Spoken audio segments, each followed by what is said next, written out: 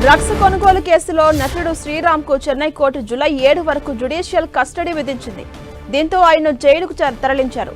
తమిళంతో పాటు తెలుగు, కన్నడ భాషల్లో అనేక చిత్రాల్లో నటించిన శ్రీరామ్ డ్రగ్స్ కేసులో అరెస్టు కావడం కోలీవుడ్లో సంచలనం రేపుతోంది. ఏఐడీఎంకే నేత ప్రసాద్ నుంచి డ్రగ్స్ కొన్నట్టుగా ఆరోపణలు రావడంతో ఆయనతో సహా మరో ఇద్దరిని పోలీసులు అరెస్ట్ చేశారు. వారిని విచారిస్తున్న సమయంలో వారు ఇచ్చిన సమాచారంతో శ్రీరామ్ను కూడా అరెస్ట్ చేశారు. డ్రగ్స్ టెస్టులో శ్రీరామ్కు పాజిటివ్ వచ్చినట్టుగా పోలీసులు తెలిపారు. అయితే ఈ కేసులో శ్రీరామ్తో పాటు ప్రసాద్ సహా మరో ఇద్దరిని పోలీసులు అరెస్ట్ చేశారు. వారిని ప్రభుత్వ ఆసుపత్రికి తరలించి బ్లడ్ శాంపిల్స్ ను సేకరించారు. శ్రీరామ్ డ్రగ్స్ కొనుగోలు చేసినట్టు ఆరోపణలు రావడంతో చెన్నై పోలీసులు విచారణకు దిగారు.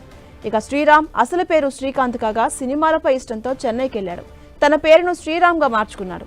తమిళ చిత్రం రోజా కూటంతో హీరోగా ఎంట్రీగా ఈ చిత్రం తెలుగులో రోజా పూలు పేరుతో విడుదలైంది.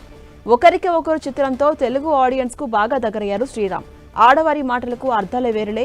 ఒకరికి ఒకరు ఇతర చిత్రాల్లో యాక్ట్ చేశారు.